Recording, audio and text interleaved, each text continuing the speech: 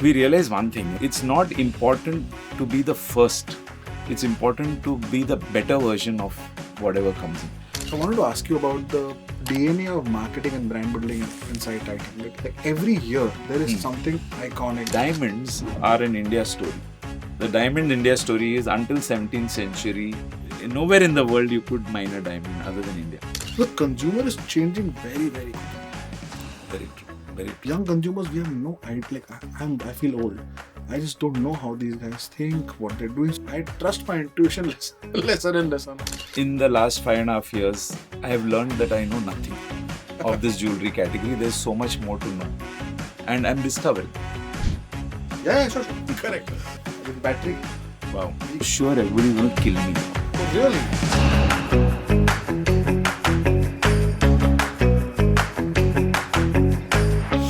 Ajoy, welcome to the BarberShop and thank you so much. Thank you for having me here. Fascinating to hear what you guys are doing.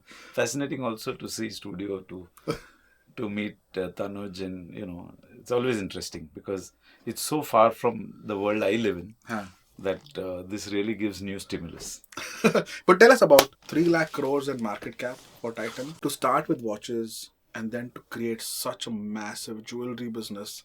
And then, of course, to build iconic stuff across from eyewear to merchandise. I love the Fast Track brand, for example. Skin we look up to on a lot, especially on certain price points.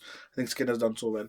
But for me, Titan is always a company that, like the Tata Group brands, they derive a lot from the Tata brand, right? Whether it's Tata Motors or TCS we spoke about, or Tata Consumer Products, etc. But Titan has held its own. I think it, of course, loosely draws a lot, but it's in its own right such a powerful brand. But talk about Titan and talk about your journey.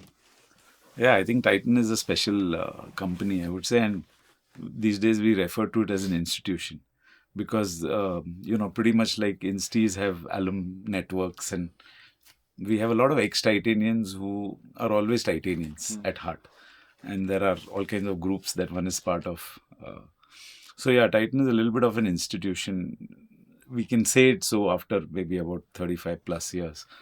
I joined Titan when it was, I joined in 1991. I joined the Tata Group in 1990 as Tata Administrative Services, that time from campus. And then I didn't have any plans to actually think about Titan because I wanted to be in Bombay. I was a Bombayite and I thought, Bombay mein rehna hai. That is my life, But as an afterthought, last project, one of senior Tata leaders, Mr. Ramakrishna, he was in Indian Hotels. He said, why don't you go to Titan? Nice place. Go and check it out. So I went and checked it out and I fell in love with it. It was very young. It was very unlike the rest of the...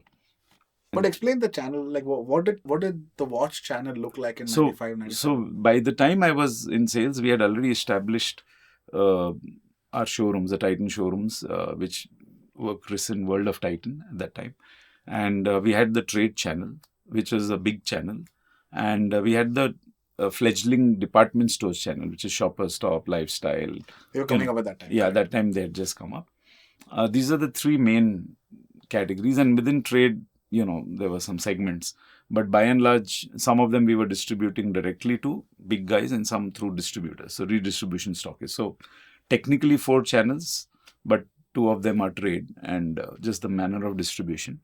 And we had the CNFA operation. So we pretty much modeled ourselves around the FMCG kind of approach, though we were not really an FMCG. I mean, not that kind of depth of distribution, but spread across the country. And because the Titan showrooms became a viable, that was an innovation from Titan where, we said the market is so underserved and we wanted to showcase the entire width and depth of our brand. So retail showrooms were created and pretty soon they became profitable on their own. And so much so that the trade started aping because HMT, Alvin and a few other brands and imported smuggled watches, etc. were the big, and we were a small player. Player.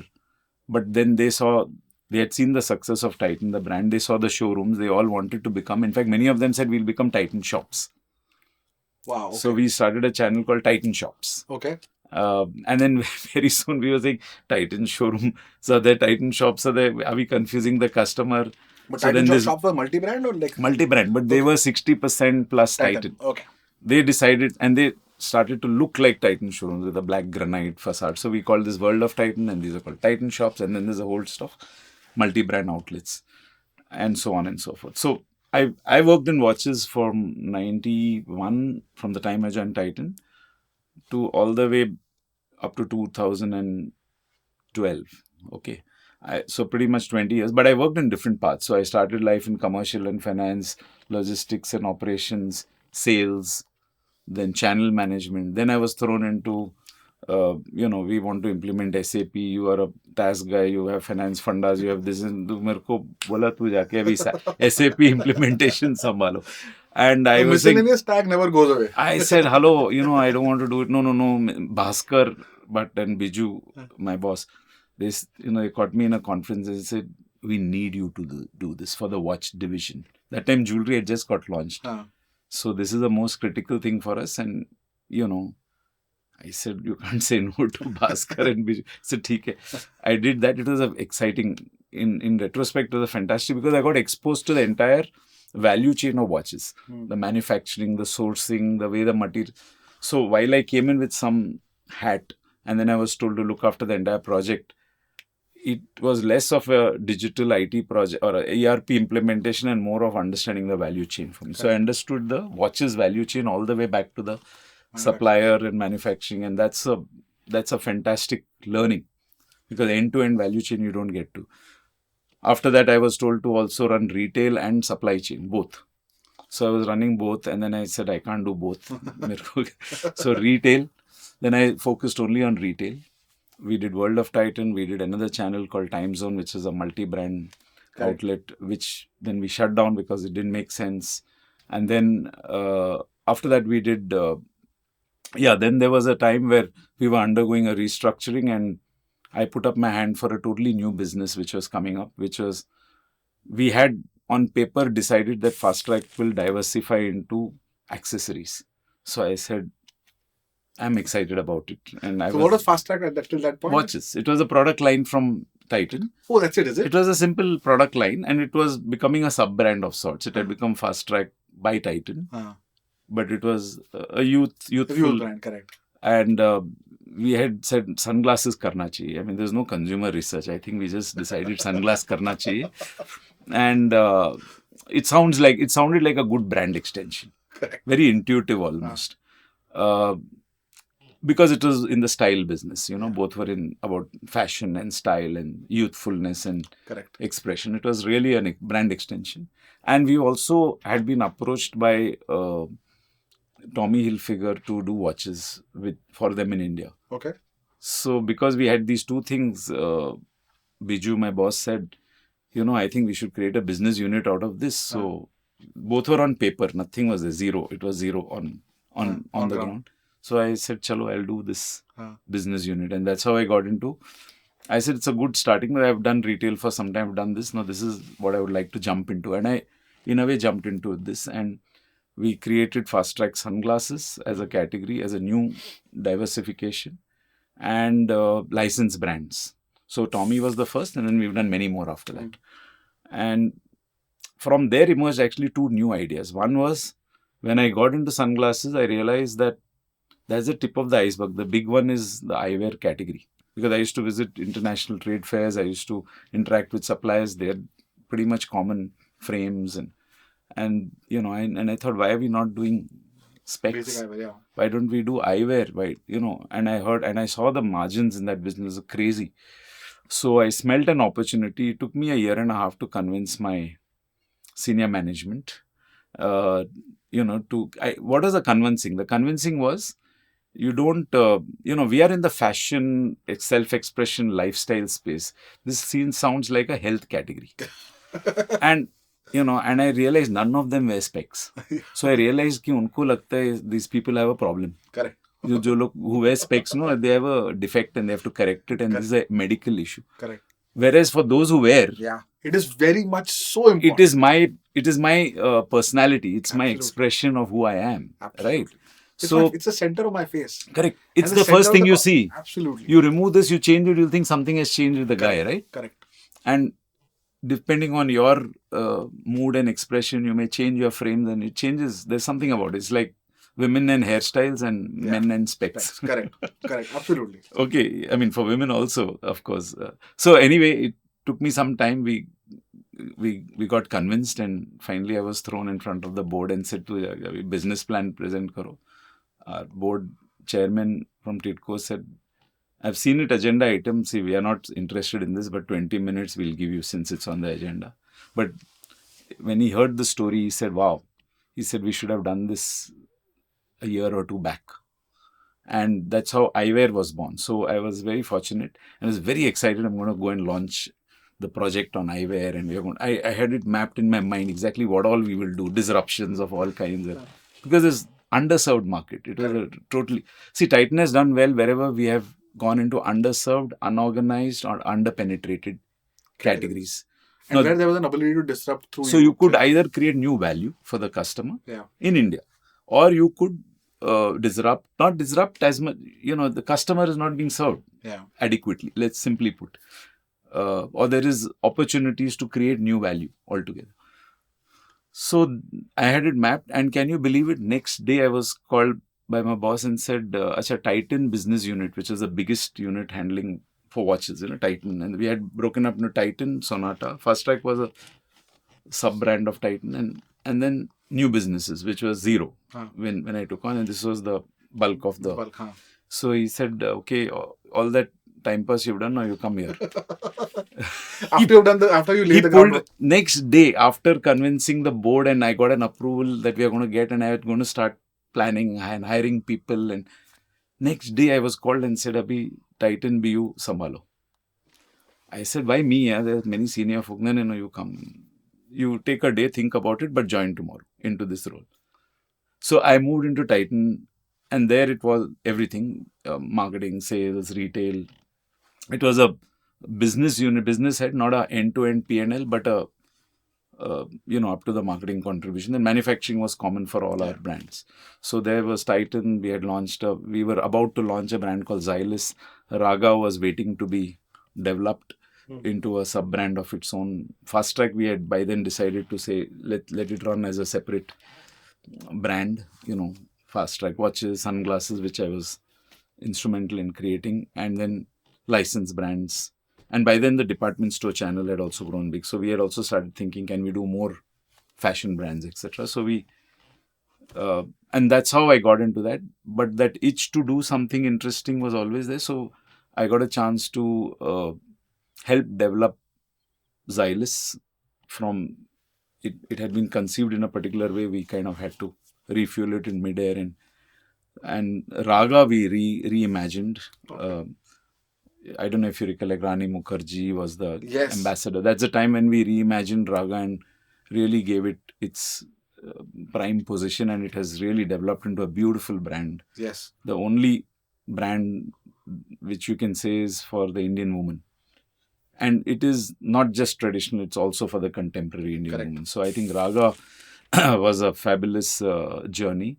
And we also landed up launching kids' watches, Zoop. We did Titan leather accessories.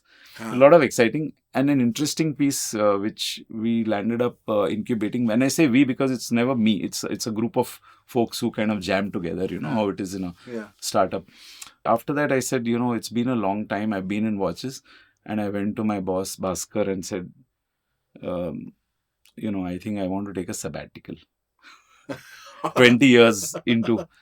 And he was a little strange. He was surprised why. We were anyway undergoing a restructuring. And I said, see, in the restructuring, there are 3 of us, you need 2.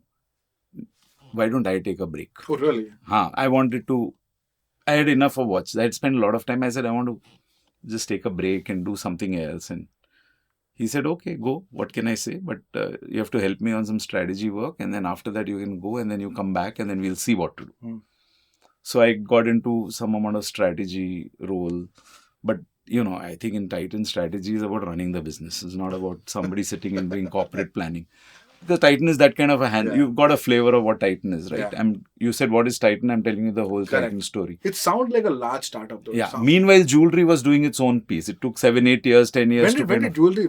See, Jewellery started in 1992. 92 technically, and in 94 or 90, yeah, around 94 or 95 we launched in India.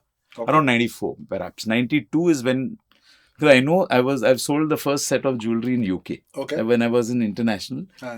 So actually started that way. Jewelry started off as supposed to be selling to international retailers in Europe. Okay. Because the jewelers would sell watches and jewelry. So we will supply jewelry, private label, and the money we earn out of it will be used to build the brand, Titan. It was a complex strategy, but jewelry in different parts of the Europe was very different. So we had a French line, we had a UK line. I mean, so I was involved in that, but that didn't really work very well. And then finally, the entire jewelry plant, etc., which was created, we said we'll put it in use for India. And then India mein Tanishq was born. This was around 94, 93, 94. And 95 or 96 we launched. Exact. In India with the first store. I think 96. Where was the first store?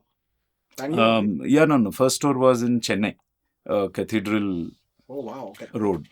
And thereafter, we opened 4 stores. I think Cathedral Road in Chennai, Bangalore, Dickinson Road near Manipal Center. Bombay was in Khar on Linking Road. And then Kolkata, Kamak Street. Correct. Then later on South X, etc. came. So, and then these are the first few stores. And, it took us at least 7 years to get our play right in jewelry. We went into jewelry. We had already achieved a lot of success with watches, and not just one brand, 2, 3 brands. Correct. So many things we had done. We were like market leaders. The media used to write about Titan like how. Yeah. So we went in with a view that we will do a Titan in the jewelry business. Now, Titan is a product brand in watches, where watches are under-penetrated category. And we could say where mechanical was operating, we'll do quartz, we'll do a breath of fresh air. Jewelry is a 5,000-year-old category. Everybody buys gold and jewelry in India like how? Correct. So we came in with studded 18 karat, 14 karat, 18 karat studded jewelry, very, very modern designs. Correct. With showrooms with mood windows, and it was like even the Tanishq, the brand identity is it's very contemporary. And and people, we used to be very happy when the first few customers came into the store and all that. So we were a disaster. We basically failed in the first few years, and so much so that it's now well written that I think the Tata group, Mr. Ratan Tata was there, and I think he had asked, you guys figure out you're a watch company doing jewelry or some, what exactly are you guys doing? And either you make it work or we'll wrap it up. And I think that was an alarm bell ringing, and the Jacob Kurian, the then CEO of jewelry, got the gang together. But even before that, there was some other interesting work done. Like we launched 22 karat, we launched gold coins. Imagine we didn't have 22 karat plain gold jewelry at all for many years. Correct. I mean, that's like bread and butter. That's what makes people couldn't come and sit and buy jewelry in our store. They had to stand and select, and then we'll take them inside in some room. Whereas, how jewelry shopping is, you go and like sit and you see. Yeah. So we didn't have most of the relevant categories. And so 22 karat coins and gold, we were always diamond first because we launched as a diamond first jewelry brand. But before we could get to diamonds, we had to first reach the customer who wanted gold. Correct. And diamonds was, acha, that also exists. Okay, we'll see it kind of. Correct. So you had to become relevant before you become. So we were highly differentiated and highly irrelevant. Yeah, you can't sell the cherry if people are if you're not selling the cherry. Yeah, right. So you need to be both. And that was the journey that started for us. And then we recognized that we have to behave like a retailer. First of all, you have to have the product collection which is relevant. Then you have to behave like a retailer. And jewelry is a retail brand. It is not a product brand. Correct. And make that distinction for our viewers. Yeah. It's a very important one to make. It's a very important piece because let's say a perfume is a product brand. Correct. The retail channels it sells is merely a means of delivery to reach the customer where she is. Correct. Okay. Whereas a retail brand, let's say Shoppers Stop is a classic retail brand. Correct. It has to exist in the catchment whichever the catchment definition you define. It could be 2 kilometers, 5 or 10 kilometers, depending on the categories you're in, right? If you're in a furniture category, catchment is bigger and so on and so. A retail brand has to live and survive and succeed in the catchment it creates. Whereas a product brand, like an FMCG, the catchment can be anywhere. The channels will get you there. Correct. I need to get to the TG. Correct. And therefore, product brands are sharper. They have a much more sharper differentiation language. They are not an assortment. They are a list of SKUs. Yeah, 4 or 5, 6 SKUs. Correct. And then you manage the way it's managed, okay? And so you do product management. Whereas in retail, you do assortment management. You do merchandise planning. You do catchment mapping, and then you figure out where you want to put up your next store. So jewelry, because it came from that category of people go to a jeweler to buy jewelry. They don't go to buy a brand of jewelry. Correct. They know the guy. They may know Krishnaya Chetty, or they may know a Tribhuvan Das Bhimji, and they'll go to that guy and they'll buy. But they are not going for a product. Yeah. They will say, "Haan, kuch bangles dikhao, kuch chains dikhao." Correct. So when we made that switch, and in fact McKinsey helped us, even make our shift at that time, that you're a retail brand, you're not a product brand. So how are you managing assortment? Do you even have a merchandising department? Do you have a category management? How do you think of your formats? What is your format strategy? What is your overall retail play across the country? What is your service differentiation? There are so many aspects to a retail and that's play. Different from Titan, because Titan is more a product brand than a retail brand. Correct. World of Titan was a retail play. Correct. For a brand Titan to express brand Titan in its entirety. Correct. And yes, we did know some amount of specialty retailing through that, but pretty much the assortment of Titan in most World of Titan stores was 80% the same. Correct. So customers going to Titan, customers not going for the person or for the... Correct. Whereas in jewelry, our assortment is such that you may find only 20% assortment common across jewelry stores based on the catchment and regionalization, and there's a lot of depth and variation. Also very service business. It's a very service Very high service. So it takes an hour and a half, and sometimes 4 hours. Depending if it's a wedding purchase, it can go to 4 hours. Correct. The minimum is 45 minutes. And in a watch store, maximum is 20 minutes. Yeah. Okay, that too if the person is buying a very expensive watch and they want to buy a couple of watches for the family wedding or whatever. Yeah. So it's a very different thing. And so we realized that we were operating a product brand. We had to, first of all, make the product relevant, and then we had to move into a retail brand. And that's when I think Tanishq took off.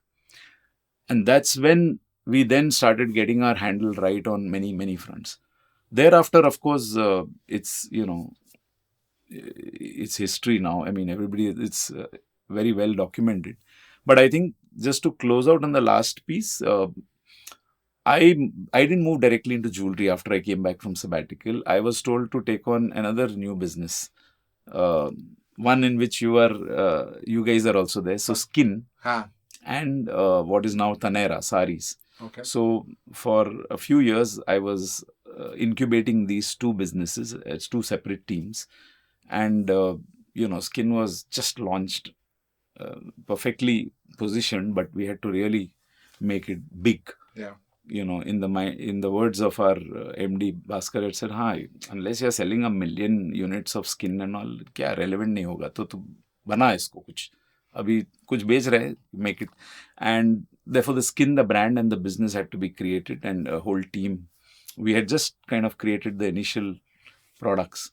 And the response was very good. So we said, okay, how do we take it from a 1 crore business to a 500 crore business? We are still not 500, but it is, I think, a 250 or 300 crore business. And so skin... But skin is a single category business, right? It's a perfumes. Yeah. Some deos are there, but mostly it is... and it's most of it is EDP.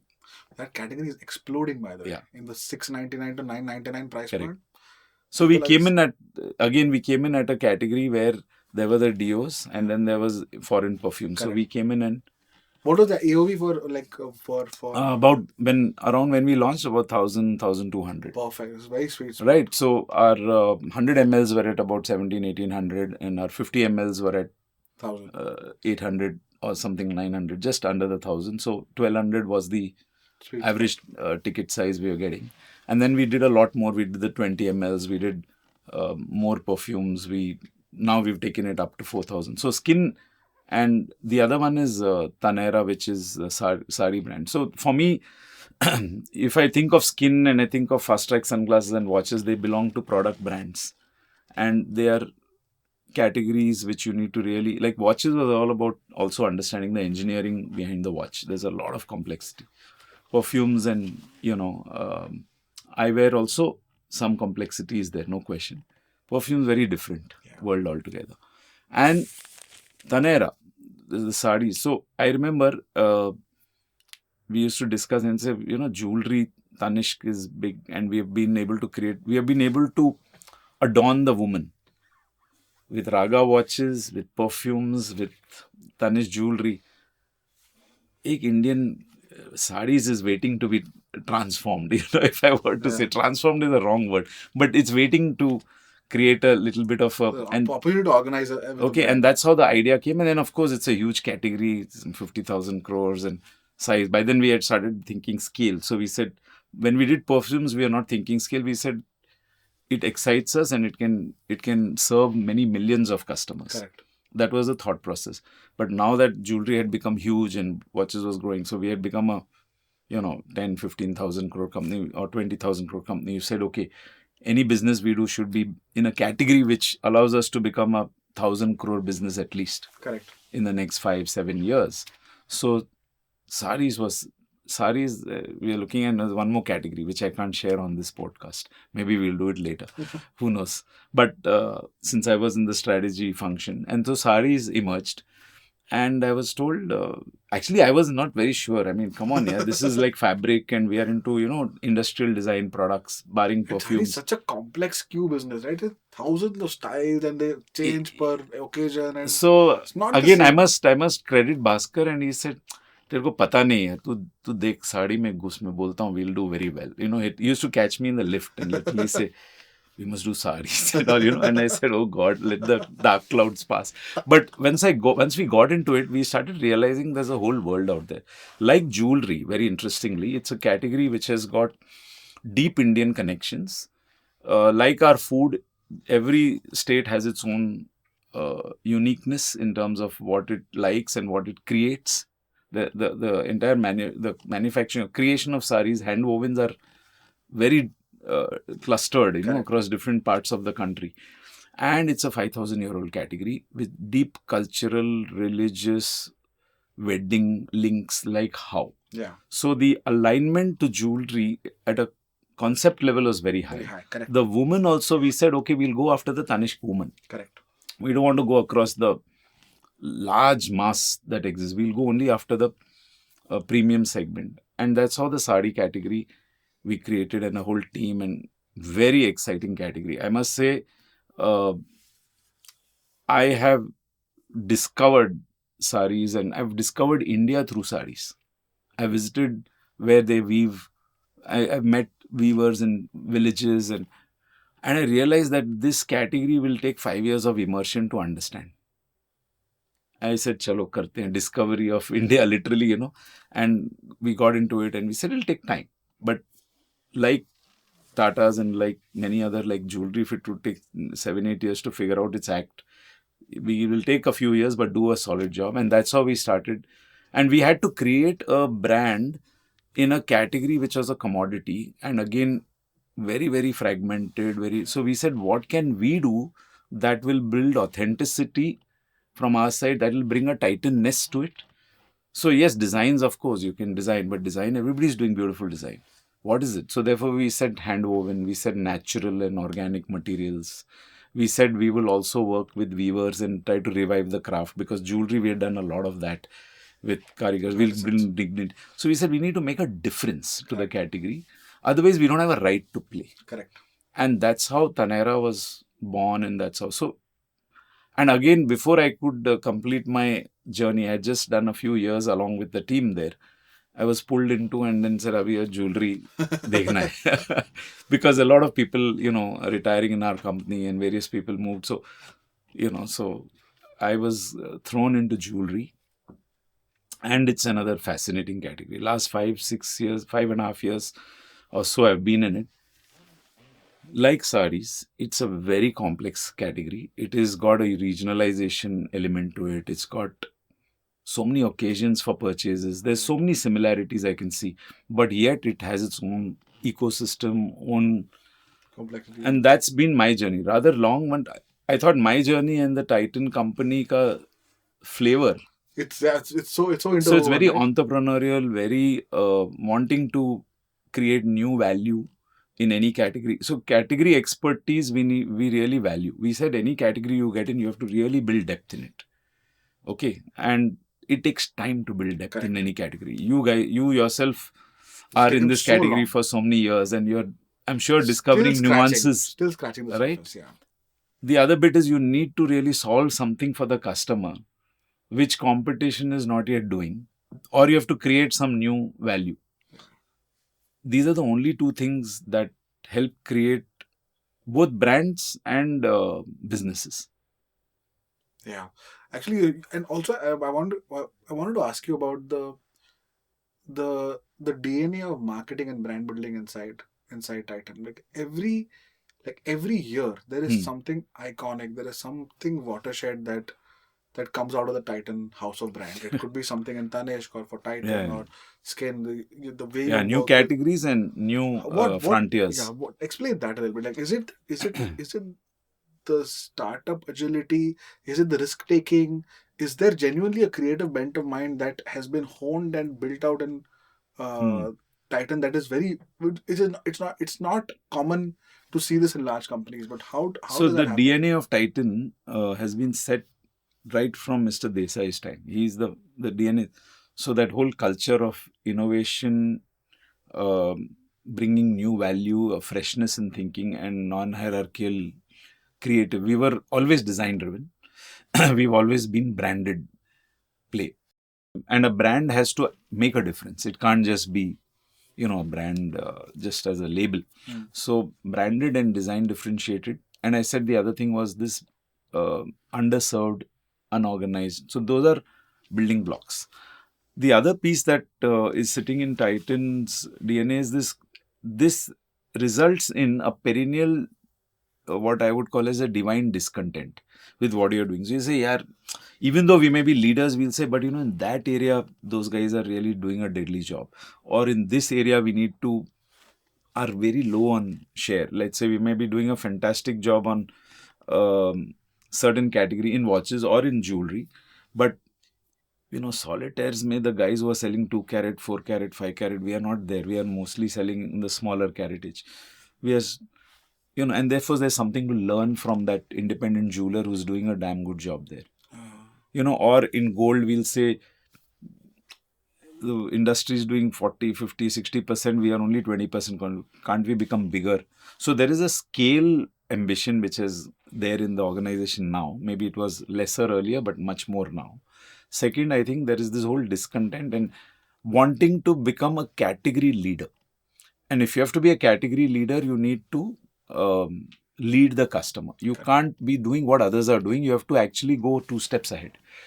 And That's therefore, a that, very valuable thing. Correct. so you go after the customer and where she is evolving, then only then can you be a leader. Otherwise, you're a follower. So while the discontent may come from the fact that we are not yet serving this segment fully, or that leadership, the need to become a leader there and create value, that is encoded.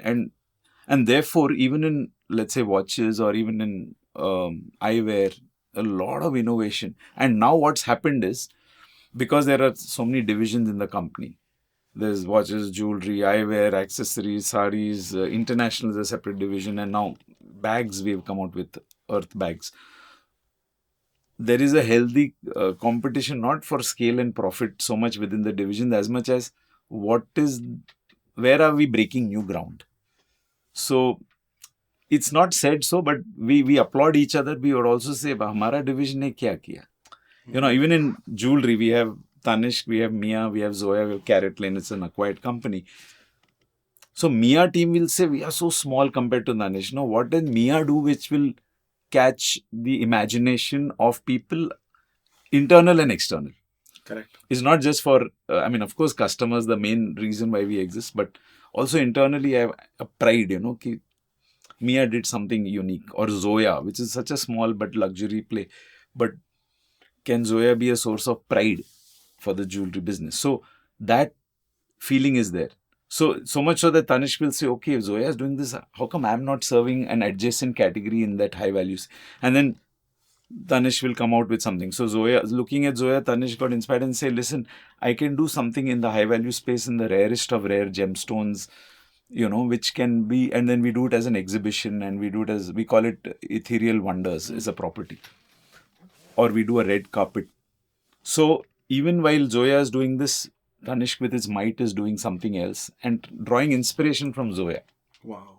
So in all of these teams, is there osmosis? Like people go from like the way you have? Is that a common There thing? is a lot of And people that's why move. the DNA is kind of Yeah, almost so a lot consistent? of people move. In fact, people move across categories. People move across functions. Somebody who was handling finance became the fast track BU head. Then I have done all kinds of Interesting, yeah. stuff, right? From supply chain to accounts to everything else. But then, okay, you can say I'm a TAS guy or some such thing. But everybody has done a lot of things. So in jewelry, if I were to tell you, I mean, we tied up with, I remember when we wanted to launch in Europe, we tied up with European designers. And we tied up with people who would guide us how to make that jewelry. The plant we invested in, which was not needed at all. Look at how jewelry companies operate, and there are so many manufacturers. We invested in a manufacturing plant for jewelry in Hosur because we wanted to make the best. Not that necessarily that's the only way to do it, but we chose that with the impulse was to make it the best, and it was meant to be studded jewelry, diamond studded jewelry manufacturing. We said gold we'll do. We were not that keen. Later on, when we had to do gold, we tied up with partners across, and only now in the last several years we have increased the quantum of gold machine made jewelry, not the handcrafted one. Handcrafted, we still work with our partners. So the studded jewelry piece, we want to be so. So the impulse has always been to create a world class product, and whatever it takes, then whether it is design, whether it's manufacturing, and we play end to end in the value chain. So we may not be making our perfume. We tied up with the best perfume. We want to understand how they make those molecules, what they do, and then how does the bottling take place, how does the packaging take place. So our impulse is that of a manufacturer, product brand. Correct. End to end. We may choose to operate in some spaces and let others operate, but we need to know, because that's how you build quality into the product. Yeah, absolutely. Let's talk about a little bit. So there are two big kind of shifts, macro shifts that happen in the two categories for Titan, and especially for Tanishq in the diamond space, right? Which is happening now. Yes, yes. But I do want to like kind of as a precursor to that discussion, I want to talk about how did Titan watches, which is so like entrenched in you know craftsmanship, making the right watches, how did Titan start reacting to movement of wrist share going to smartwatches? Um, wha- how did that happen? Because I think that this was a very quick movement in the Again, I early think 2010s, right? we were a little late relative to the rest of the market. I mean, the shifts had started happening, but just two broad disclaimers. Firstly, I'm not the spokesperson for watches now. We have a CEO of watches and wearables division, Suparna, my colleague, who is probably the right person. But I can give you a ringside view of Yes. what I have seen, and I've been part of watches for a long time. So I think our mainstay continues to be our quartz analog watches, and now mechanicals as well. And you'll be surprised. Most people are surprised when I tell them that Titan brand with its quartz and mechanical watches now continues to drive terrific growth. Our quarterly earnings and all the data is available in public domain. Um, Titan, Fast Track, Sonata, many brands we have, Xylus, Raga. Titan, and is there was a time about before I get to wearables, um, 15 years back, I think, I'm not able to recollect, maybe a little longer, when mobiles came in and they said, Abhi to gaya, now watches is over. And as a watch guy, I used to keep tracking, what's the growth in thing? Is there a watch industry? Is it getting affected in India? And I kept seeing growth is happening in watches, growth is happening like crazy in So we said, okay, we'll see where it's. People continue to wear watches more as fashion, and They were. it's not about It- reading the time at all. So that was wave one. And, watches continue to grow. The overall industry grew at single digit volume growth, and we were growing at double digits. And then we launched many more brands, and we did Helios, we did all kinds of stuff, right? Then came the next wave when smartwatches started coming, where it came on a wrist. So wrist, the real estate of the wrist came under competition. Correct. Right? Mobile was still not on the wrist. And then when that happened, everybody then said, now, pakka, watches is gone. Because this is why will people wear a watch? If I can get everything here and more, what features you get, right? Yes, it has come in. We were also worried. And then we saw there was this whole churn of smart bands and watches, many brands, many. Today we see a resurgence of watches all over again, because how many smartwatches can you own at a time? You'll own one. That's it. I can have 10 of these. Right? Yeah. I love it. I like this beautiful. It looks beautiful, sporty. Something else is. I might also sometimes see it to see the time, but by and large, the mobile phone, and this has now become a hindrance. It notifies me on all nonsense, which I don't need. This also notifies. This also notifies. So yes, it has a role to play, but the watch is an expression of my persona or self. It's an imaginative expression. A smartwatch is just doing a job, right? It's a slave, but I can be in love with my watch. I can't be in love with my smartwatch. A normal watch I can pass on to my son or somebody, or I can wear my dad's watch and feel the memory. Can't.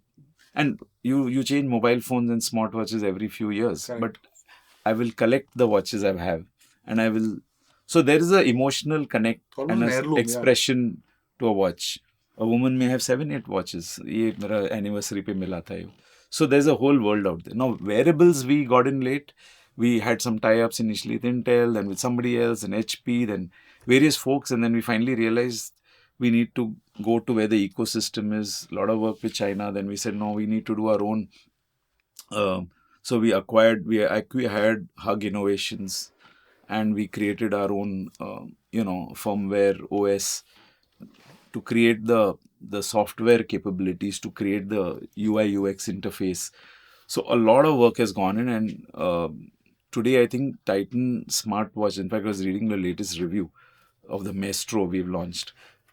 It has got a terrific review because it's a beautiful watch and it has all the other features. So we are doing a lot of smartwatches. How did we get into it? Because market was there and we had to do something. Close to the customer, yeah. We were worried that we really missed the bus, but I think we caught up quickly and we realized one thing. It's not important to be the first. It's important to be the better version of whatever comes in. I think Apple has done it, has proven it time and again, because in the hurry to be the first, you do all kinds of stuff. Correct. And then that may not be so if you can do it thoughtfully and you're able to do it well, there is no such thing as a missed bus. Unlike maybe in certain categories like, where there's a network effect of sorts, which strategy profs will tell you about. But when it comes to product, brands and categories or retail, there is always space. I mean, think of a brand like Mokobara. Yeah. You would think luggage is done, right? Yeah. Done deal. All the brands are there. What is the point? We even evaluated that categories thing, but what role, what value? I'm just fascinated by the fact that a whole new category in the premium space, they have come and brand and created its own purely space. Through design. Purely through design innovations. Purely through design. A fabulous product. Yeah. With a slightly difficult to pronounce name. And they've done a great job. I mean, you guys are doing a fabulous job. I mean, imagine you would think shaving is done, deal, Gillette has done it. But you guys are doing, or some of your other competitors whom I won't name on this. For us, actually, perfumes. Where did we come from?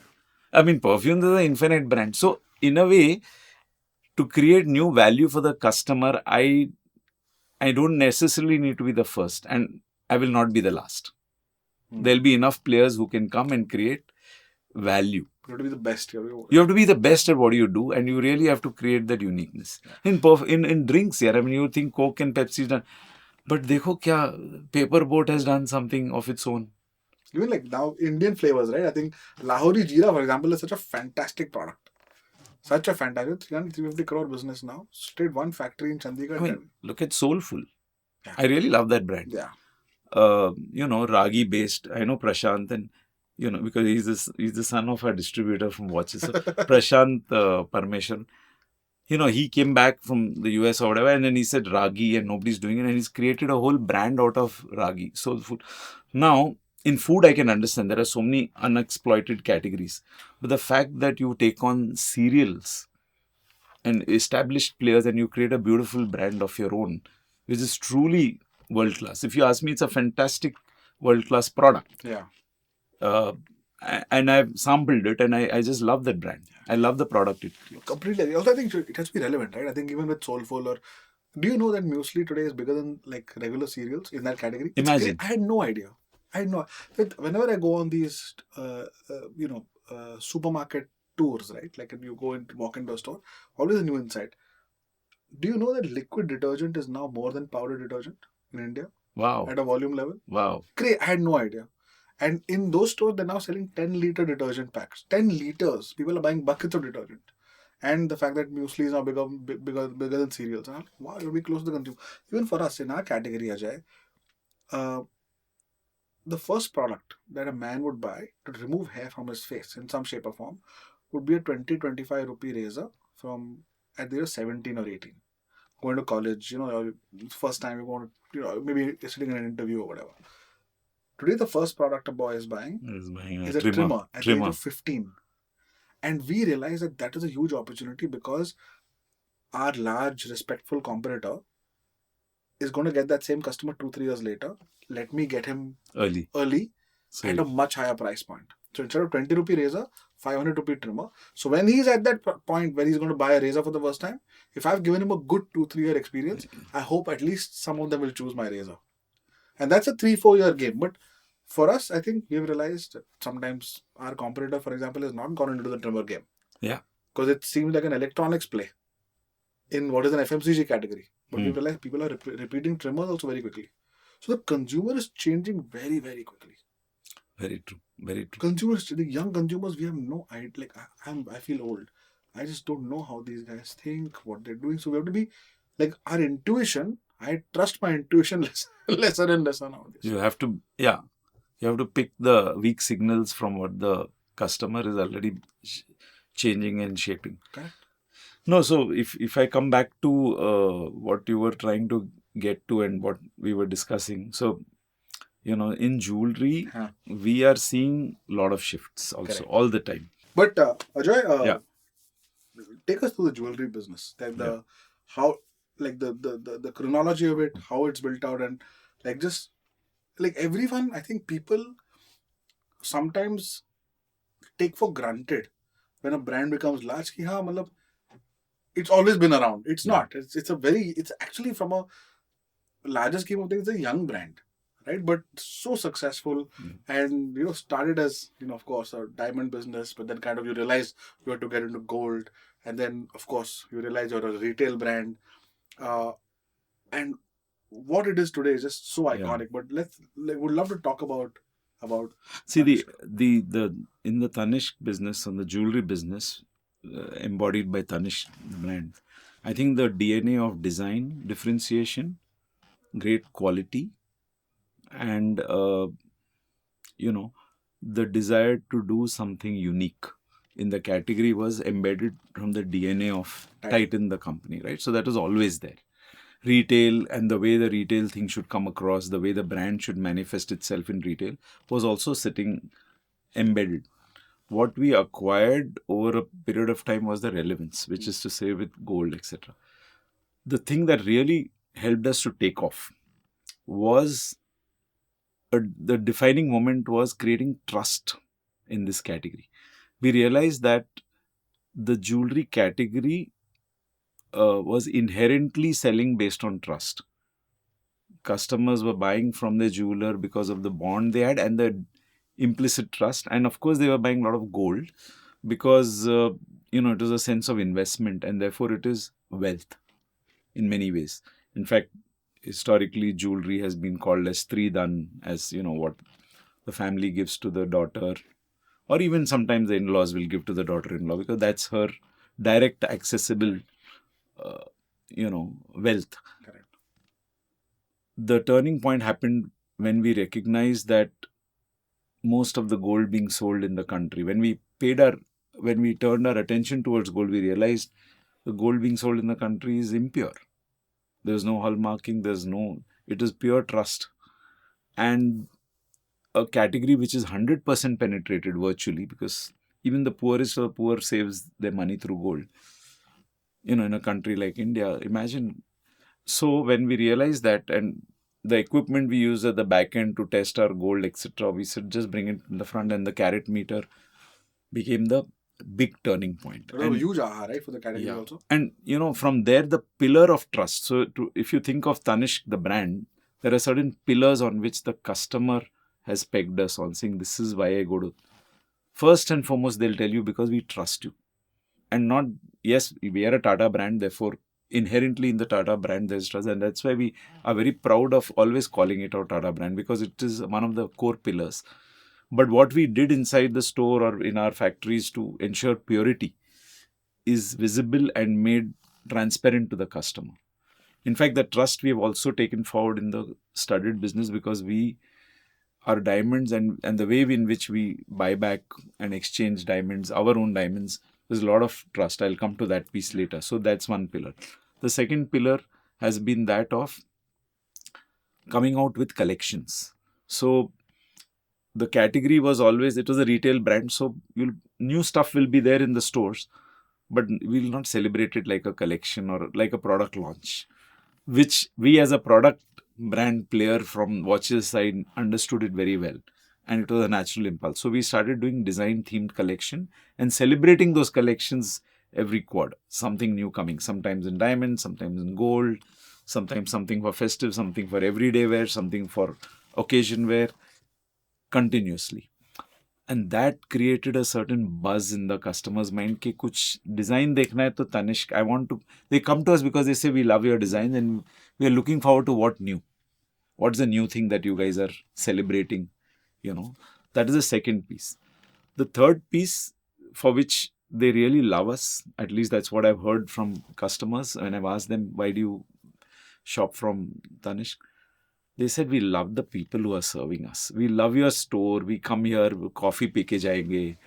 Or your Golden Harvest program is, they'll come to deposit a check and then they'll show us something new and we'll say, I will buy this after 6 months when my Golden Harvest program is matured.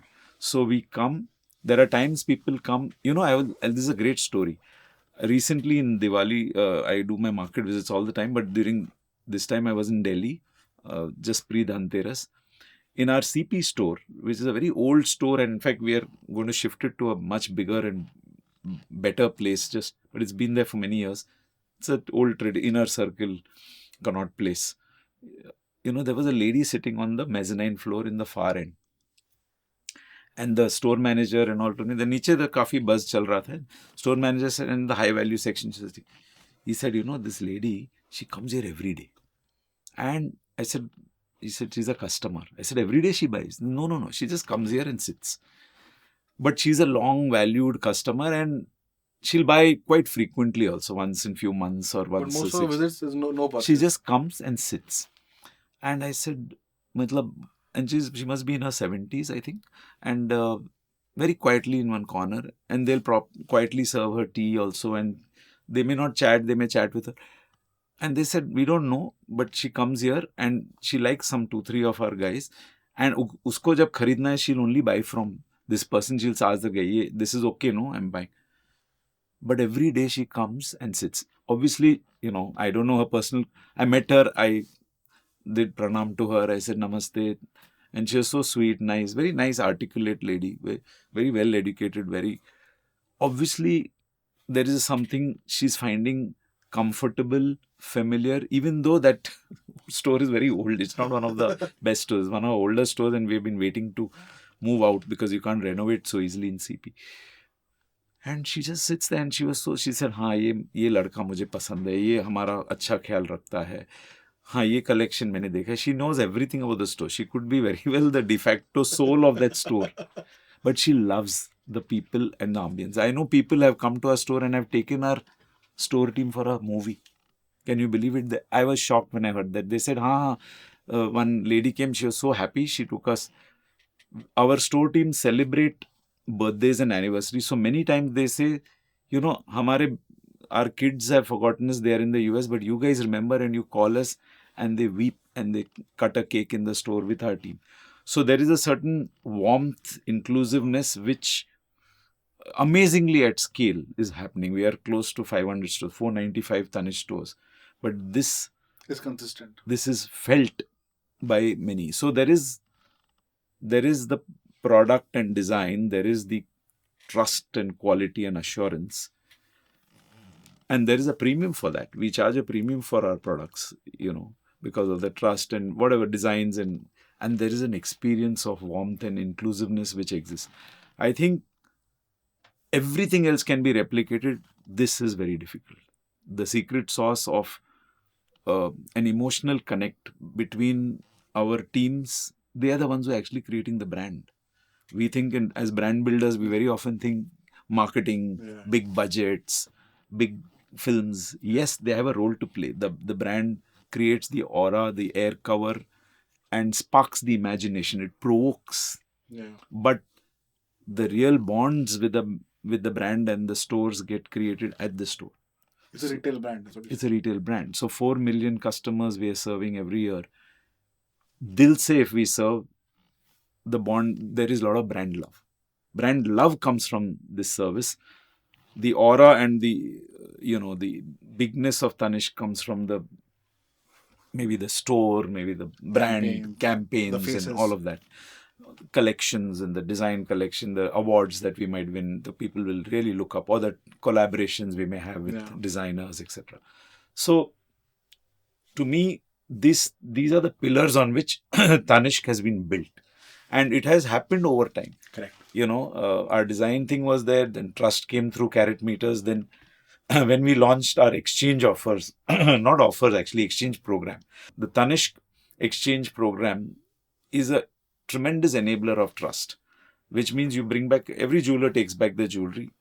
By the way, we get about almost between ours and other jewelry that we exchange, almost 40%, 40 to 43% of our business comes out of exchange. So it's a very large program. Wow. So the Tanishq exchange program, when you buy studded jewelry or gold, you can come back and get the material value of your products will be credited to you immediately, whether it is a diamond. So one of the things in diamond buying, and we'll come to that a little further, that diamonds are an inherently more complex category to buy, and the need to be able to trust your jeweler is very, very high. Gold, at least there is one parameter: is it pure or not? If you're saying it's 22, is it 22? Is it 18? Is it 14? Is it what is the caratage? Correct. And then this is the caratage and the promise. The second layer to gold is it responsibly sourced? Which few people are bothered about. Purity is what in India is very clearly. The responsible and ethical sourcing is still a layer away. Second order, Maybe few people are interested. When it comes to diamonds, there are the 4 C's. Okay. Carat is the size of the diamond or the weight of the diamond. Then there's color. There is clarity, and then there is cut. Correct. These 4 C's are there. Now, by the time you start understanding these, and I'll walk you through a little bit of that, because there's a dimension to each of these. But most people actually don't know the depth of it. They just know how 4 C's. It's almost like 4 C's are compliant. Is it 4C compliant? There's no such thing as 4C compliant. No, they just need to know it's 4C compliant certificate. Some, then it must be okay. Okay, but actually that's not true. When you go to, the problem you face is when you go back to exchange your jewelry. When you go with a diamond studded jewelry and go back, and then the jeweler say, iska 10% come, iska ye come, then you start wondering, why am I being cut? Why is it not worth it? And you try exchanging a diamond jewelry with any other jeweler, they'll not take it. Even we won't take somebody else's jewelry, diamond, because I don't know what diamonds have gone into it. Really? The only way I can truly know is I have to remove the diamonds from the jewelry, study each diamond, and then give you a value. And we are not in the business of valuing other people's diamonds and jewelry. So we don't exchange because it's too complex for us to do. And we are not in that business. We are not a lab, right? We are in the business of selling studded jewelry. So when it comes to diamond jewelry, the value that you get, the transparency with us is as follows.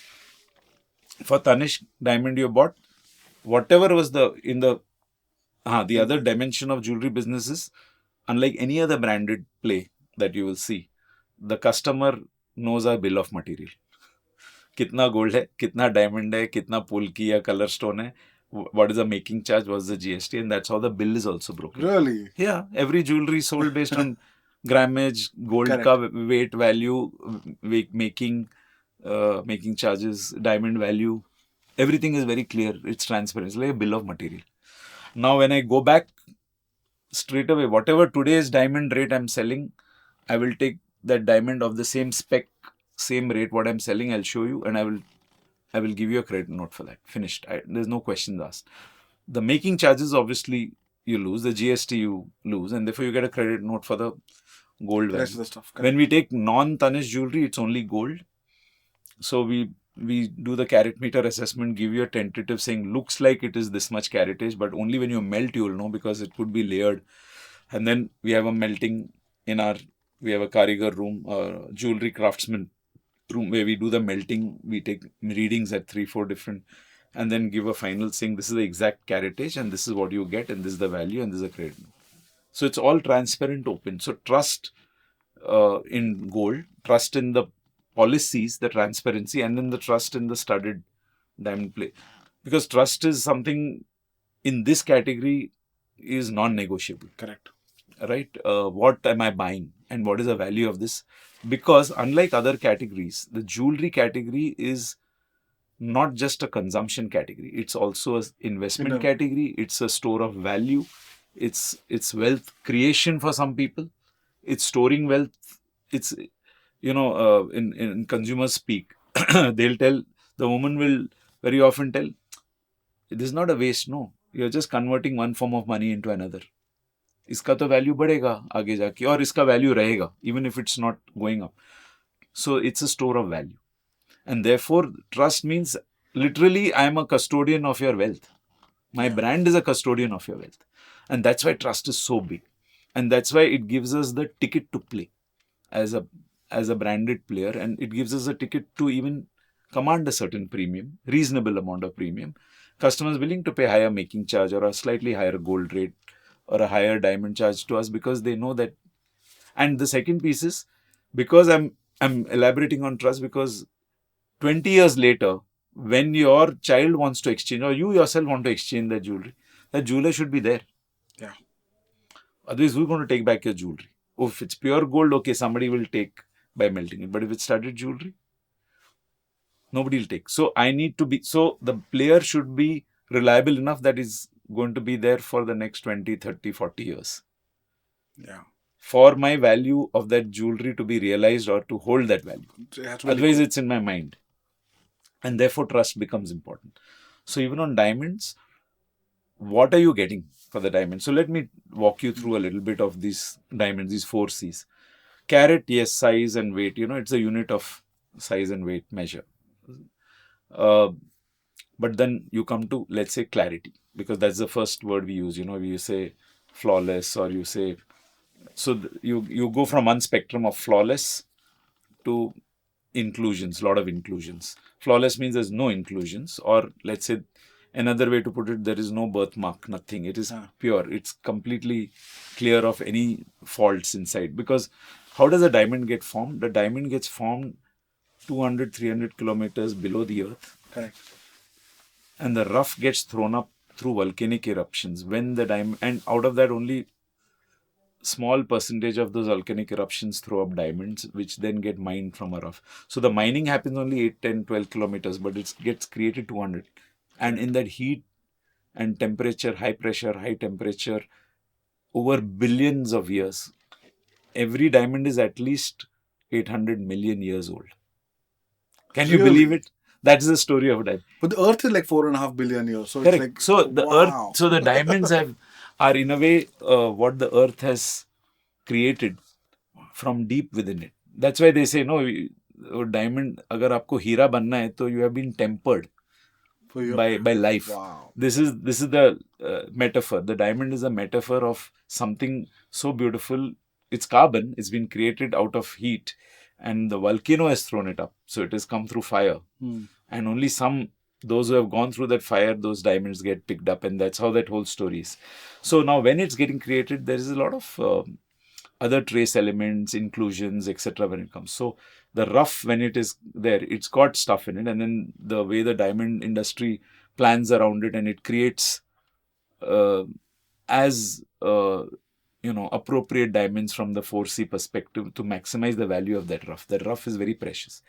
So two things. One is it is rare. All the diamonds which are 1 carat plus in the world that have ever been mined till date can be fitted into a double-decker bus.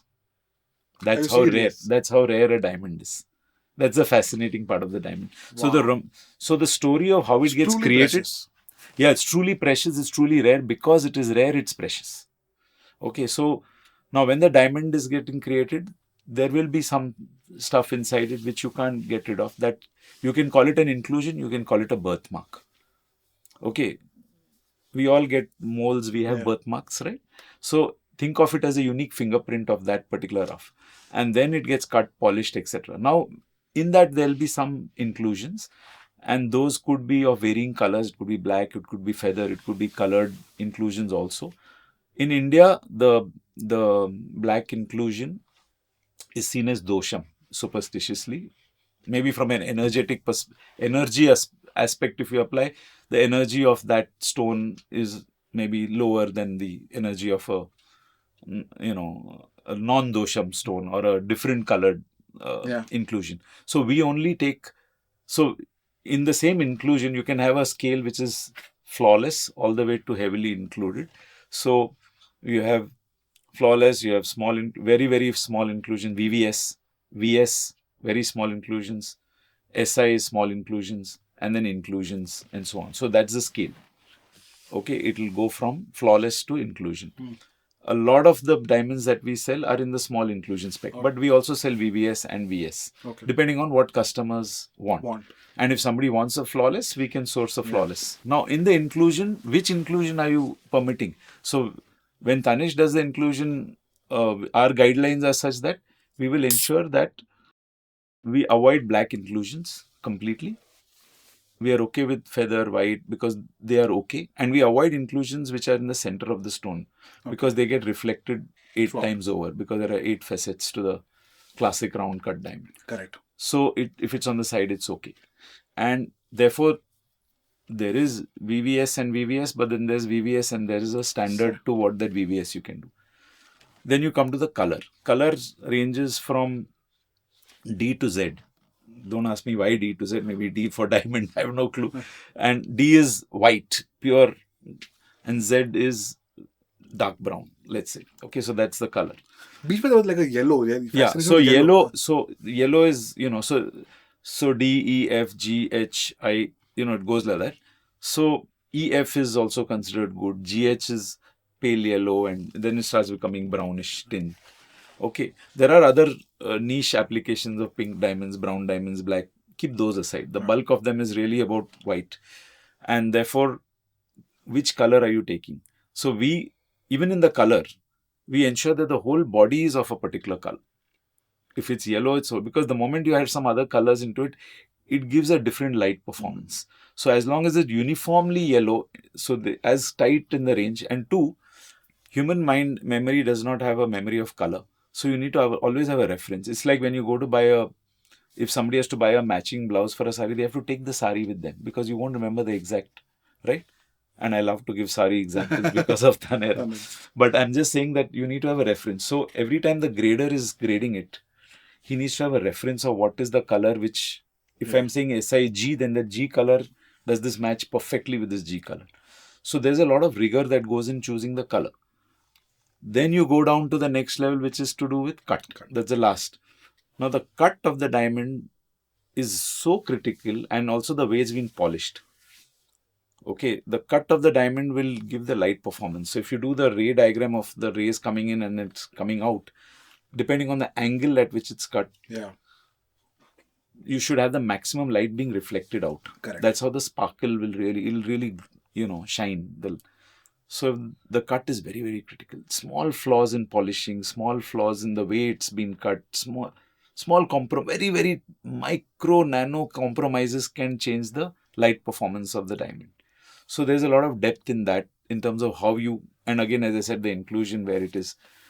Did you know that sometimes a feather inclusion, if it is too close to the surface where it has been cut and polished, over time it surfaces and makes the whole diamond start looking milky, almost like you feel smudgy. So it is not to do with the diamond smudge. It's just that the feather was inclusion, a white feathery inclusion was a little too close to the surface. And to me, it's interesting that it rises even in a hardest substance on world like diamond. So it's very fascinating that in each of these 4 C's there are layers to the way in which you can do it, and we therefore have very strict. We have got 10 parameters and 6 different aspects we look at it and ensure that we are, by the way, we do and this is done stone by stone. There is no way to do it at mass. So if we are selling 20 million stones, diamonds in a year, we may be processing 400 million. 5% of the stones we select out of the sort of 400 million that has been painstakingly checked, stone by stone, small, and some of them are very small, less than 1 mm. Caratage will be zero point 0.2 carats, 0.1 carat, but it's a diamond, it's precious. It's come from the earth after billions of years. So it symbolizes something much more than just the rarity makes it precious, but it symbolizes that it is something so perfect and so hard and so beautiful and so everlasting. So that stone we have to process. So, and we have to ensure, therefore. So when you say 4 C's, yeah, even I've got a 4C and I've got a certificate, and it says there's a lot of detail and lot of depth in it. And therefore, when we are doing, we don't offer that certificate from any lab. We give our own Tanishq authenticity certificate of. And therefore, a Tanishq diamond, for us, we do it because we think we have to offer the best value to the customer. That's what I was telling you upfront early on. But we recognize that the specialness of the diamond, we have to do a lot of sharing. We have done a lot of campaigns around education in the past. Hero Mein Hira. We had even used Amitabh and Jaya in a campaign to talk about why the Tanishq diamond is special. But new customers are coming in all the time. And most people don't know. 95% of the people. My own cousin sister asked me once on the phone, why is Tanishq diamond so expensive compared to my jeweler in Bandra? I said, then I spent, and I just got into the category. I spent half an hour on the phone. I was in a conference. I said, hang on. I said, this is many things that we do, because I just visited our diamond buying and sorting and checking office. And she said, oh, wo sab theek hai, but this guy is giving it to me lower per carat rate. You are giving higher. So I was unsuccessful in convincing her, but there is so much that goes into it. When she went to sell, she didn't get value for that diamond, unfortunately. But that's what people say, that diamonds are depreciating, like people don't get the value back. No, you get, in fact, of late there has been a certain softness in pricing in the 1 carat plus. But that is historically, demand supply has been there in diamond. So if the supply and demand are not aligned, international demand, and by the way, 90% of the diamonds which are sold, firstly, 95% of diamonds in the world are processed through India. India is a 95% supplier of cut and polished diamonds. The rough gets imported, we cut polish. That's the Surat and Gujarat industry. Correct. 90% of it is exported. 10% is consumed, 11% is consumed in India. And the big stones are, if I were to take 1 carat plus, more than 95% are exported. Now, the international dynamic of demand supply over many years has a, sometimes it's up, sometimes it's down, but it remains in a certain cycle. Yes, in the recent past, there's been a depreciation on the diamond, especially high value, because of US and China markets being in their own different dynamics operating. In India, the demand has been going up only. And we sell a lot of smalls. When I say smalls, all less than 10 cents, 0.1 carat, less than 0.1 carat. Yeah. So those prices have only gone up quite a bit. So it's not true that diamonds are depreciating asset. In fact, diamonds have been a store of value. Historically, they've been an appreciating asset. If I take over a 35 year period, there has been a 3-4% CAGR. Oh, is it? Yeah. So, in And the liquid last, CAGR, like this, is it liquid in the sense that it's not as liquid because you don't know where to sell it and how to sell it, which is why the trust element comes in. And which is why, but many of our customers, we have 4 million diamond customers, 4 million people who bought diamonds from us ever. Okay, we are a young company, right? Only about 3 decades around. We have 4 million customers who bought, and most of them have experienced appreciation over time. So, therefore, actually, people are delighted and they jump with joy when they say, "Acha, I bought this 5 years back. Iska itna value. Ye to free mein mil gaya. So now I can put more and buy a bigger piece." So the gold is appreciated. The diamond also, they feel very happy, and so therefore when the premium that the premium and the making charge, etc. So the premium, see, the diamond markup premium we give to the customer when you're coming back. Suppose you bought it at X and I'm selling today it at Y. I'll give you Y. But what percentage of X is X is what percentage of the bill of materials, for example? Biggest percentage. It is the biggest. The diamond value is the biggest percentage, followed by the gold value and then making charges. So then this part is appreciated or stored or held value. Gold is appreciated. The making charges is, you have to kind of and compensate. Over a few years that you cover up that in some form or the other. Or even if you don't, you at least hold this value. Did your cousin sister understand this? Ultimately, when her daughter got married, she finally bought some polki sets from. That's my cousin sister's. She's my niece, kind of a cousin niece. So she then bought some stuff from here and she bought some stuff from somewhere else. But earlier she used to just come buy diamond jewelry and think she's accumulating wealth for the future. When she wanted to convert it into jewelry which her daughter wanted, that's when she said, but now I don't know what to do. Even though it's such a high value, high engagement purchase. Yeah. Most people won't know this. Like, I have bought diamonds before, but I knew the 4 C's. I knew this is my budget. You know where I bought my diamond from? I had a friend whose father used to work in the diamond bourse in BKC. So what a place it is, Ajoy. What a packaged diamonds go floating all over the place. Carried in his front pocket. In the train. I was like, uncle, how? Sometimes in a small packet, you will have some, I don't know, crores of material sitting there. He didn't even how are you doing? It's a very fascinating industry, and therefore so much of trust and exists in the chain. But therefore every stone we buy actually directly from site holders.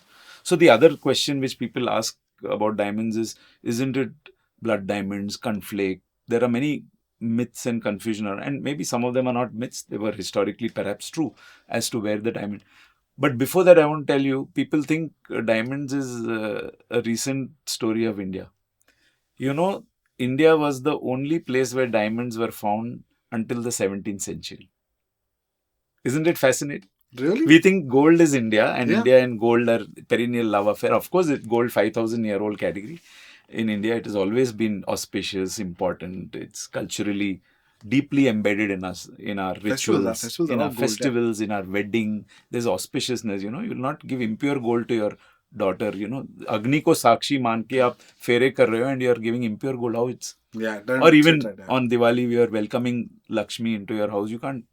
Where so there is a lot of ritual connection to the purity of gold, the auspiciousness of gold.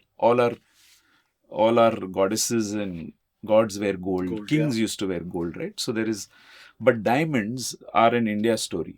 The diamond India story is until 17th century. Nowhere in the world you could mine a diamond other than India. That is why if you think of all the polki jewelry and all that very exotic jewelry, it is known, India is known for that ornamental, the flamboyant jewelry which the world had not seen, India had seen. And it is only later than Brazil and other places. All our you see the flamboyance. It's beautiful. Yeah, now, why polki? Somebody is asking why polki. I said I have no clue. Maybe cutting polishing was not yet discovered. Then I have no clue what it is. And so everybody knows Kohinoor. Correct. Diamond, which was on the most famous diamond in the world. That's the most famous. It has its own history. Then there was another one, which is a pink diamond, pale Agra pink diamond, pink Agra diamond. I think it was referred by Barber as the value of the diamond could feed the world for 2.5 days. That was the value that was there. Maybe now it can feed more or less. I have no clue. It can only less. The What population is. carriage would that be? I don't know the carrot. We'll get some details. The other bit is that the king of Patiala had commissioned Cartier to create a Art Deco 5-layered necklace with diamonds. No, so there's a lot of India connect and heritage of diamonds which we don't know. And very interestingly, in the modern world, India is the center for processing natural diamonds for the world. 95% of the diamonds flow through India. Without Gujarat and Surat, the diamond industry would collapse. I can And why tell you. Surat? Why is that place come up? I have no clue why. I'm not the expert. Antwerp used to be a trading place. It continues to be, but it's not. Today, the entire processing, yeah, I think it's to do with the skill of cutting and polishing very small.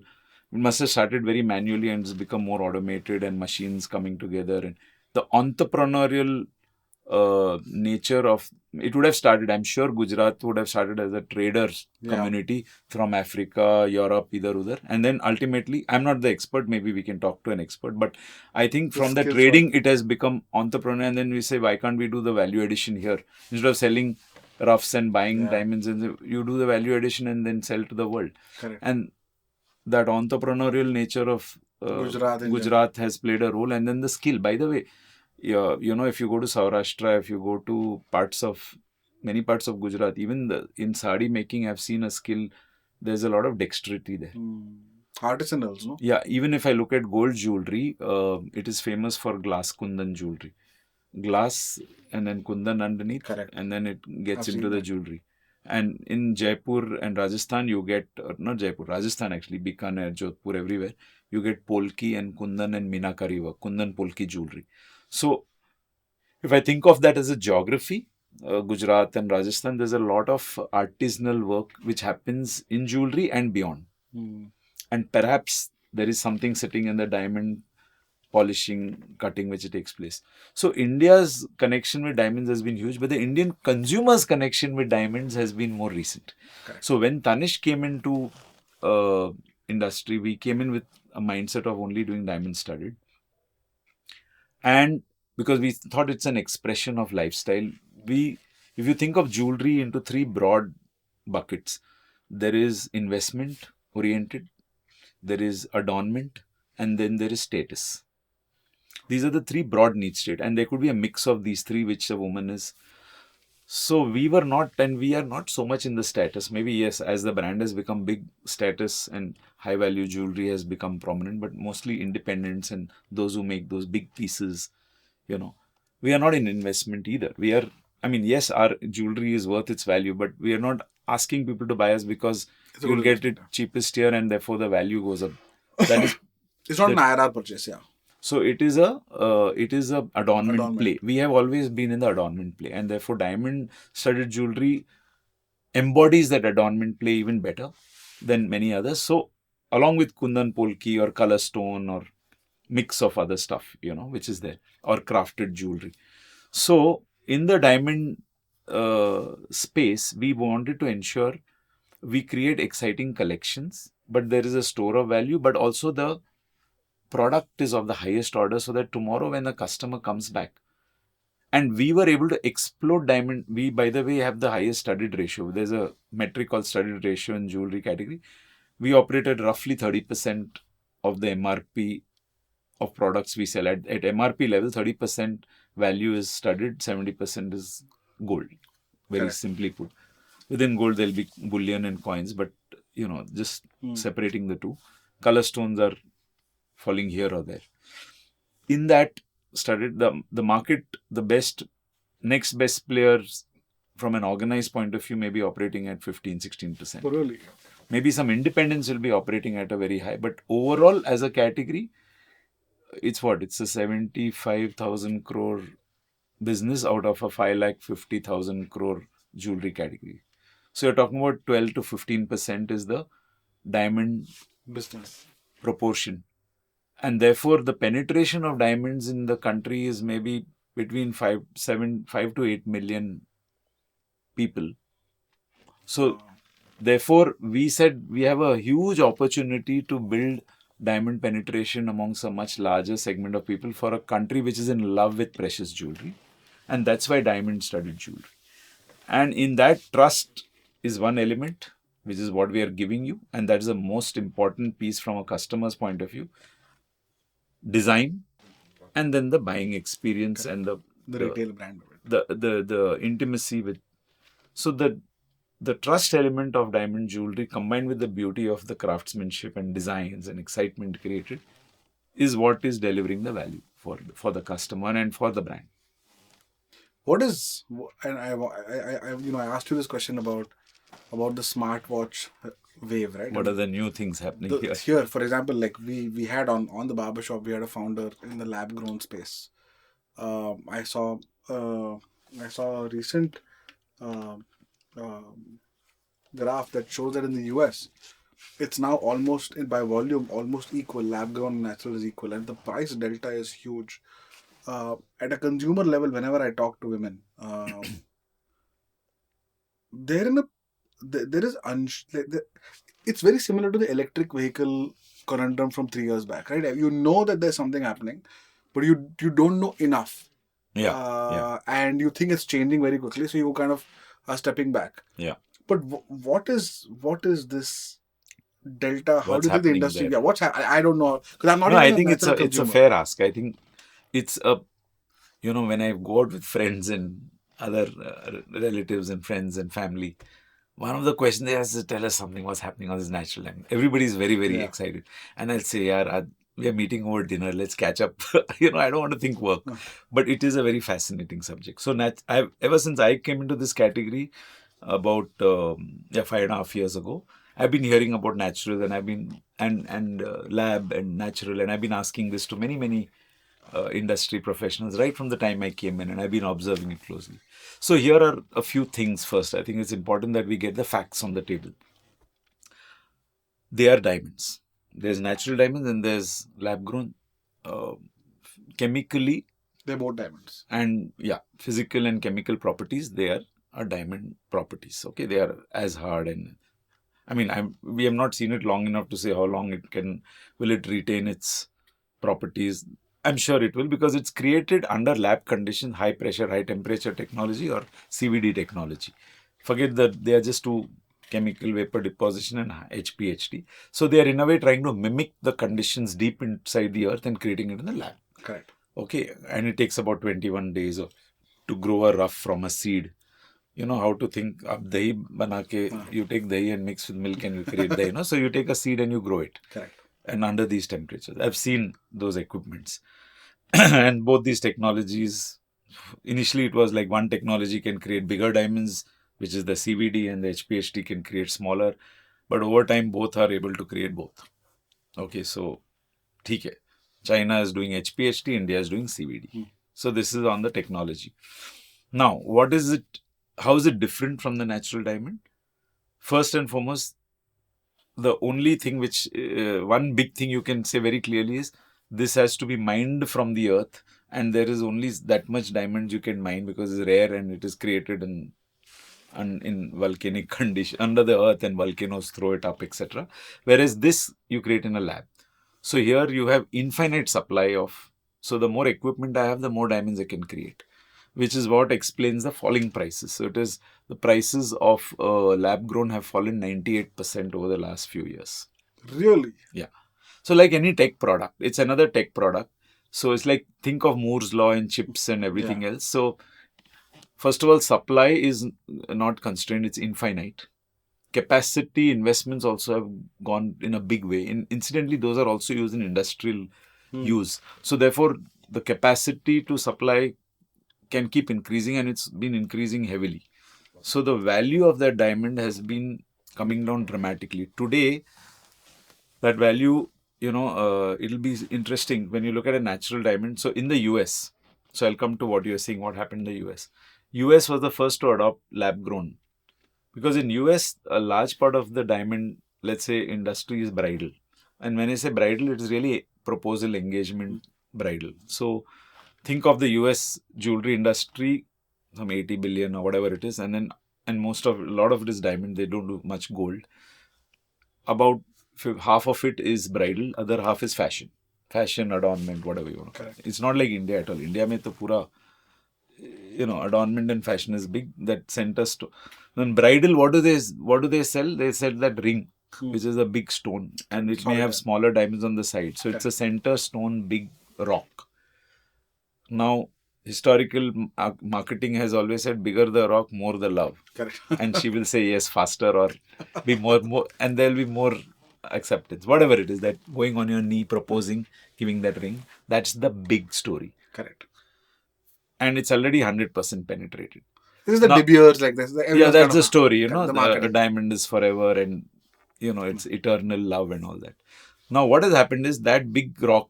So the way the lab-grown industry works is the cutting and polishing is exactly the same way as natural. So the labor component, that's the same. The raw material cost is vastly different. Correct. One is rare, the other is abundant supply. Correct. So the bigger the rock, the better the cost economics work. So the big 1 carat, 2 carat, 3 carat, 4 carat, whatever you want, you can get. And you can get it also flawless. Correct. So you can get the best spec also. And if not flawless, VVS you can get. So that has started replacing, and young men in their late 20s or mid 20s, faced by huge amount of inflationary pressures, housing pressures, all kinds of things. College debt.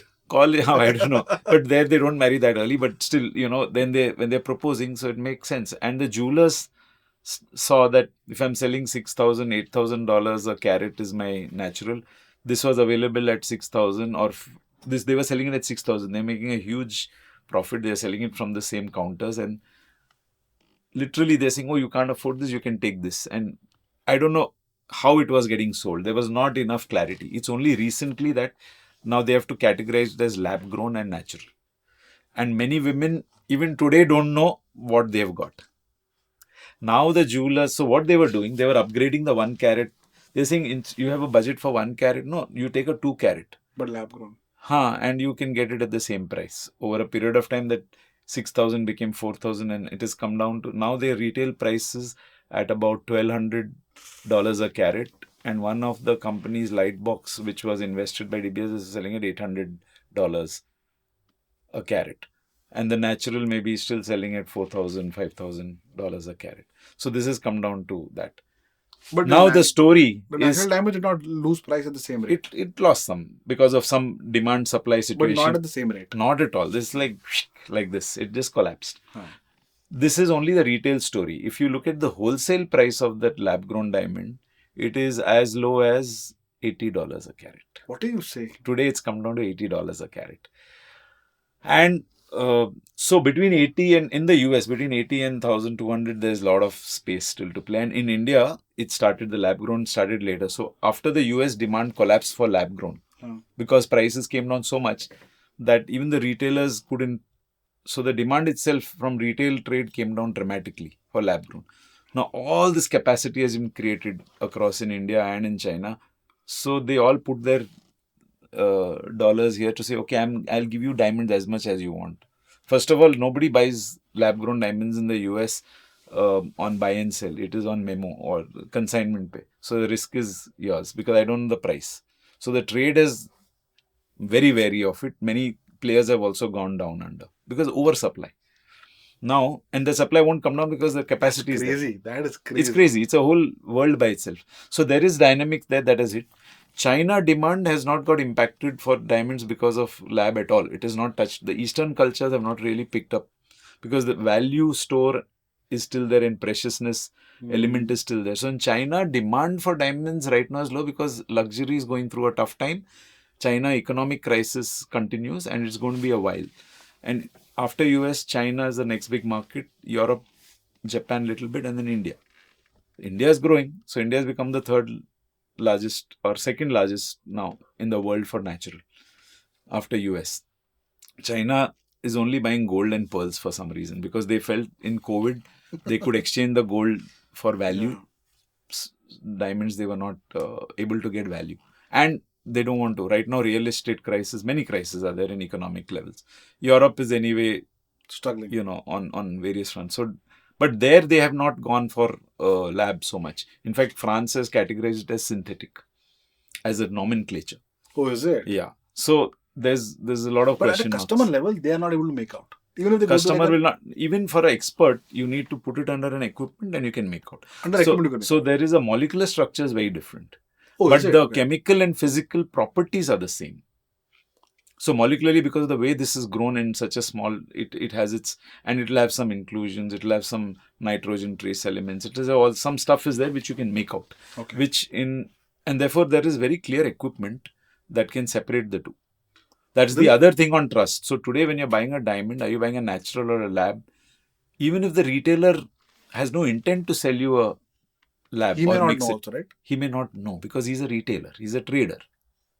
He may not be having the diamond buying expertise, or he might not have the diamond screening expertise. Whereas Tanishq has put a lot of screening equipment into place over the last 5 years to ensure that nowhere there is a contamination. And I'm not saying that contamination from a negative point of view, that if a person is buying natural, they need the value retention is natural, not in the lab. Yeah. Lab grown diamond is going to collapse in price, and therefore there's no value concept. It may be an attractive adornment product. Yeah. Nobody is denying. We'll come to that piece separately. But therefore, if you think of what has happened in the US, and now retailers in the US are going back to saying, I need to segregate these two. I need to sell natural as natural and lab as lab because the value retentions are very different. Today in India, the lab grown diamond typically is selling from about 70,000-80,000 rupees all the way down to 30,000 rupees as 1 carat. Buying price can be anything between, I said $80, no? So $7,000. Okay, and I think that somebody I saw had advertised also said they're willing to offer at 20,000-25,000 online player somebody.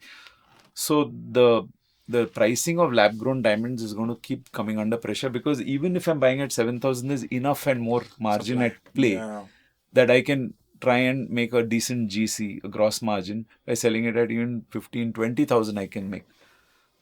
So, and if that 7,000-8,000 keeps coming down further, then you can imagine. Let's say automation and cutting and polishing of diamonds, which is the next thing that will happen. When raw material is abundantly cheaply available, I can afford to waste more of it. So I'll cut down the labor by doing automation. Correct. Now then you have the next wave of price reduction. So that's how tech products will. Correct. Like how chip manufacturing happened. So same way, if it comes down further, and it will because industrial use is huge, then my price. So there is a real risk of the lab grown diamond becoming commoditized, which is why it cannot retain value. So that's the core that I think people should understand. There's a rarity value here and there is a abundance sitting here. Also that molecular level they are different. Molecular level, they are different. Equipment level, you can screen. There's no question. We can screen it at a loose stone level. You can screen it at a set level also.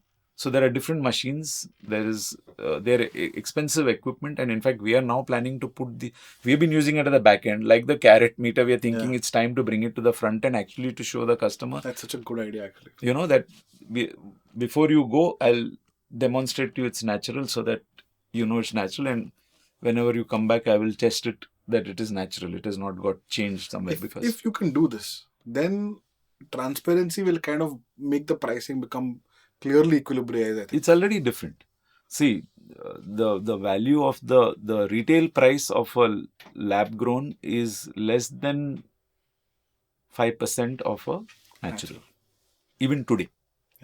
Okay, so that is the point, and that 5 can keep coming down further, even if this price doesn't change or it comes down marginally, the percentage. The second piece about natural and lab, where there is a lot of confusion, is the natural conflict free? Is it coming from blood diamonds? That whole thing is history. Kimberley process is an international protocol by the International Diamond Council, which is a consortium of diamond miners, governments, and industry bodies which have come together to ensure that the traceability from the mines it is made to the rough that finally gets auctioned to site holders, there is clarity. And the Kimberley process signatories are audited every year, all across. So this is more than 20 years now, 24, 25 years since this process is running. So 98% of the diamonds that are produced, roughs which are created in the world, are Kimberley process certified and therefore conflict free. So there is no question of conflict. That's actually insane, because And if it was $8,000 a carat and lab grown was, let's say, at lower supply, $4,000 a carat, then they're still both precious but differently priced. And in which case, the latter becomes a threat to the farmer. At 8,000 and 800, there's And no threat. 800, yeah, Even coming down to it'll 80 come also. down because the wholesale price is a precursor to the retail price. Today, the wholesale price is $80-$100. Wow. $80 a carat is क्या करेंगे nothing. इतना supply? Imagine I don't need to give a 1 carat. No, you can give a half carat, whatever you. So the cost of that diamond, you can basically create two at 20,000-30,000 beautiful looking jewelry, but it is not precious. It is adornment. So the It doesn't do so it investment or has status. so it has a role to. It can have many use cases. So if you think of it from a entrepreneur, from a disruptive player, see, Swarovski has gone into it. Pandora has gone into it. Swarovski was anyway selling crystal. Correct. Cubic zirconium, right? American diamonds used to call cubic. It's a branded. So they have branded the cubic zirconium and taken a premium for the design and the brand, right? It's an interesting category.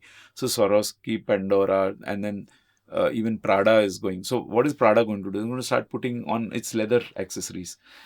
Watch companies which are not necessarily in the very high prestige, they can start using it as we have been using Swarovski and CZs on watches for a long time. You can use lab grown. So the opportunities and use cases for lab grown diamonds can be many. Correct. Okay, wherever the category can afford it, you can put it there, and you can even say it's a genuine diamond because it's a lab grown diamond. Sure, how does it matter? It's not a crystal, so it has some eternal value to it because it'll last. The question is, can you create a fashion segment out of it? Can you create travel jewelry out of it? Can you, like a lot of jewelry in India, a lot of silver jewelry with gold plated sells in India because that then serves as either a cheaper gold looking jewelry or travel where even if it gets stolen or lost, it's okay.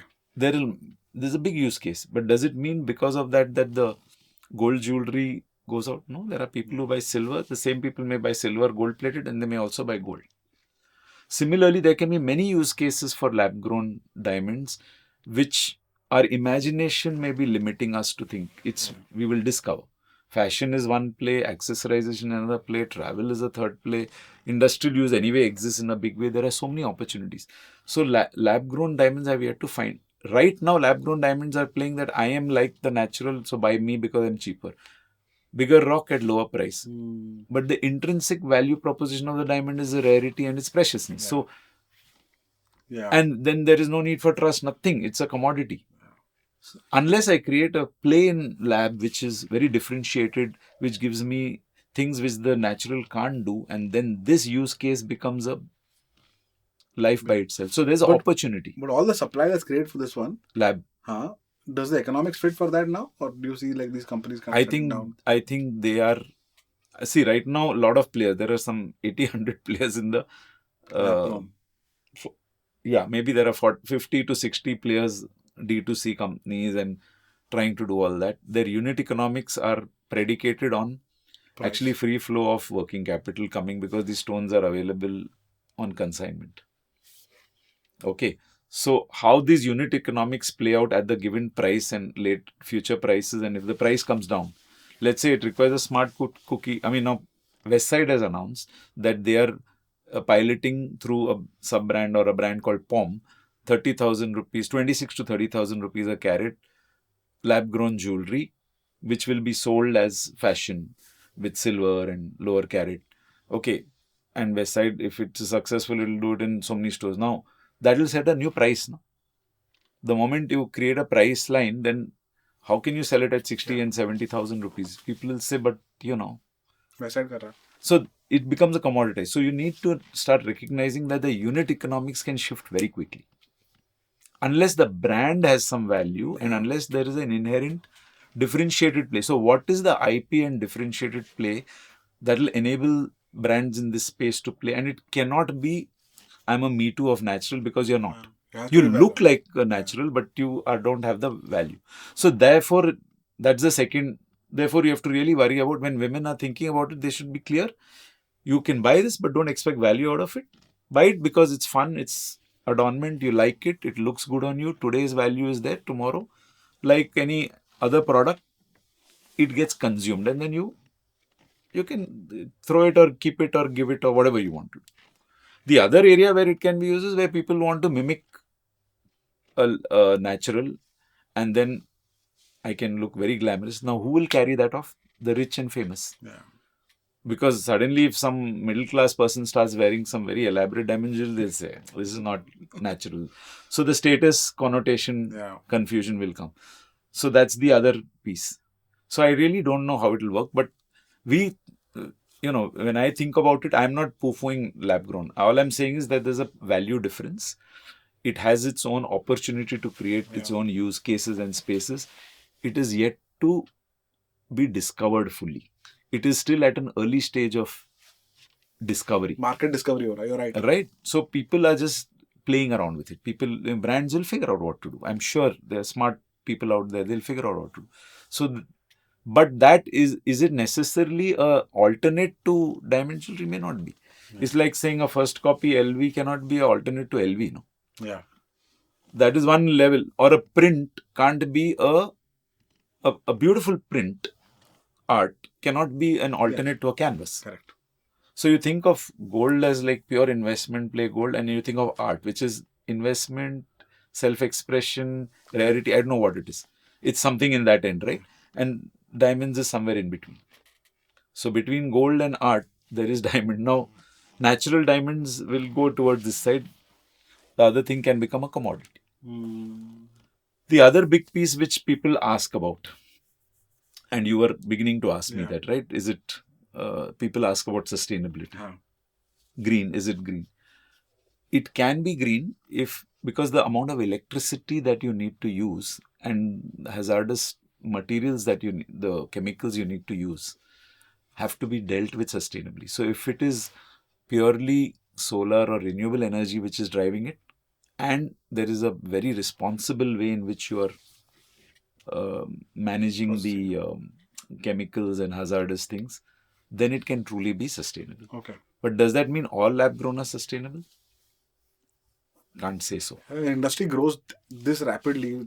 It's not possible. The compliance it's not possible. It's not possible because so much renewable energy where we need for other reasons. Even if a state goes completely renewable and then the grid is, then it can be. Let's say if Gujarat becomes completely 100% renewable, then whatever is grown in Gujarat, you can say maybe renew. But we are very, very, very far from that. So there are so these are facts on the table, between natural and lab, and how do you look at it, and for what purpose you buy, and under what assumptions you buy. That's very important. Understood. Very interesting. I had no idea this is how deep. And it's very interesting that a lot of media noise has emerged. What's happening is a lot of narratives are coming out on lab being the alternate to. It is all narratives. The hard reality is that less than, out of a 75,000 crore industry, maybe 100, 200 crores, if I'm being very, this thing may be sitting in the lab space right now. So it is very, very small, but the narrative around it is like sounding like 20-30% has become lab. Nothing like that. It is very small. And in India, customers do come to us. A lot of customers have asked us, can you assure, they're curious, like you said, is it natural or lab? Can you give me an assurance? The first thing people came and asked, can you, in your certificate of authenticity, can you introduce natural as a word? And we've had to do that. So we've changed. In fact, even in a Carrot Lane store, even in a Mia store, even in the first question is it lab or is it natural? And are you selling both? Are you selling? So we have to tell them we are selling only natural. We have not got into lab and we don't have any such plans right now. So this is what we are selling. Because there are customers who are genuinely also interested in lab because it's coming to them at 40,000-50,000 rupees for a young person. It's good. So the other question which many analysts ask me, therefore, are you seeing impact of that in the 50,000, sub 50,000 segment? And to be honest, I'm still not seeing. It's like I'm tracking, like, I told mobile phones and watches, smartwatches, and the reality right now is Carrot Lane, Mia, and Tanishq sub 1 lakh studded segments are growing double-digit buyer growth. And buyer is the measure of volume. And in this value, chhod do, you have to look at volume.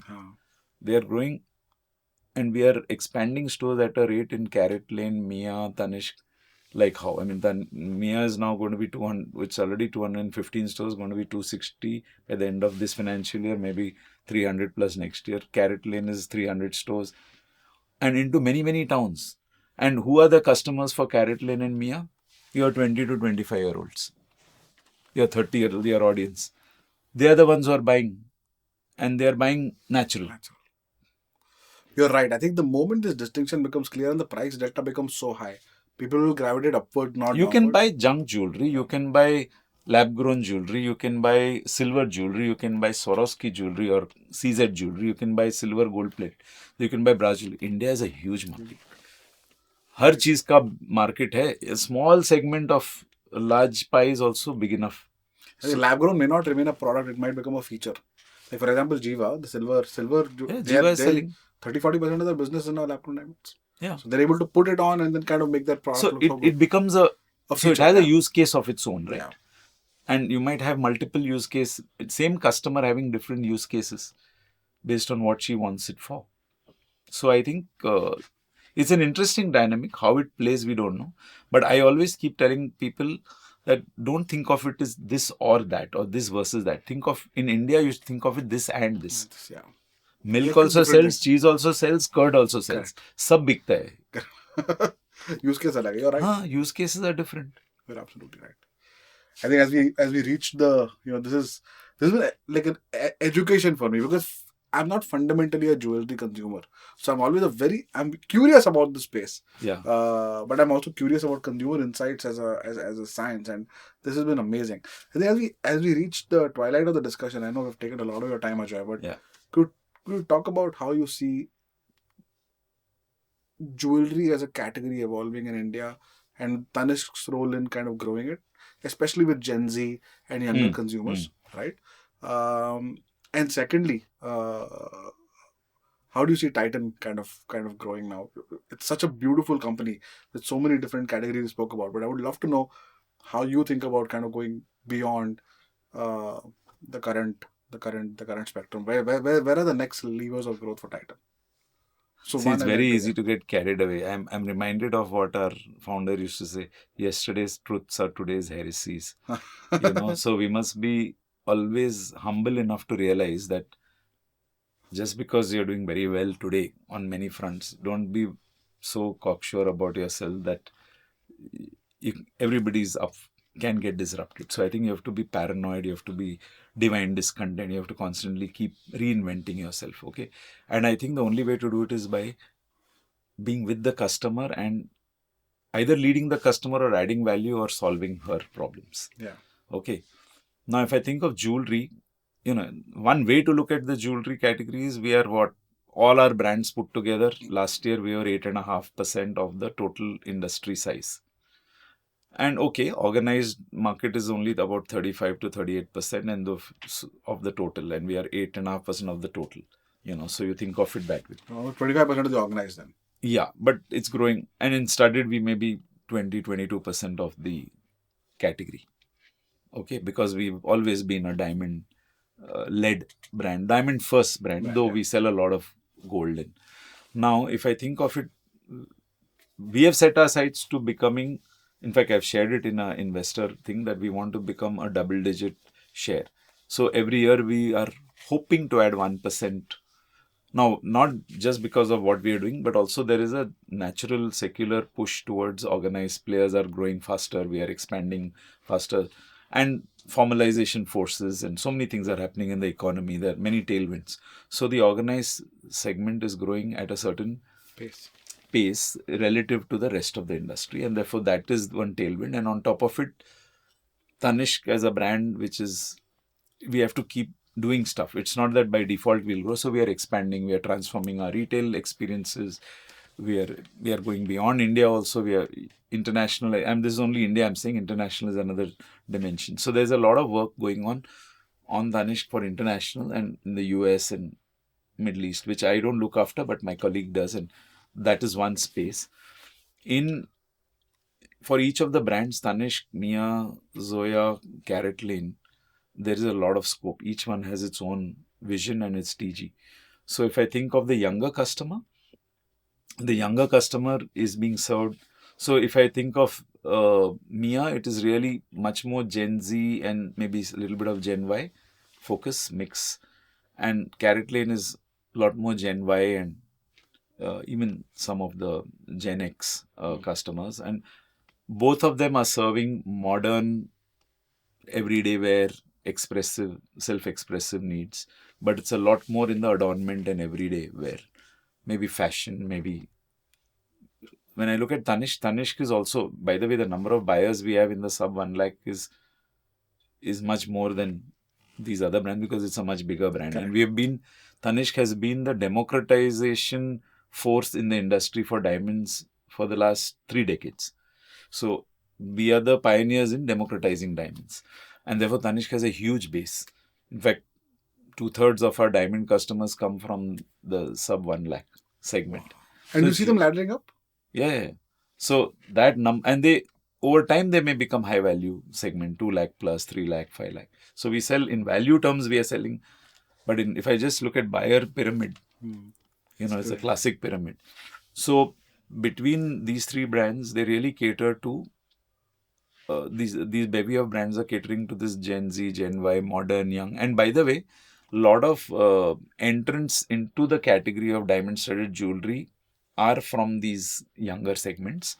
Whereas the older segments who are converting from pure gold to studded, they are also there, but they may not come in at that low price. They may come at a higher price, or they may come at around the 1 lakh kind of segment.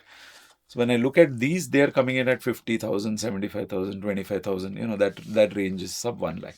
And there, I think the difference between a younger customer and let's say a little older customer is that maybe younger mindset is the right word to say. It's not that the customer, sometimes the 40-year-old could be thinking like a 25, right? So it's a mindset and a more modern customer. So a lot of them are self-employed or want to be self-employed or are choosing, they could have been self-employed or employed, but they've chosen not to be.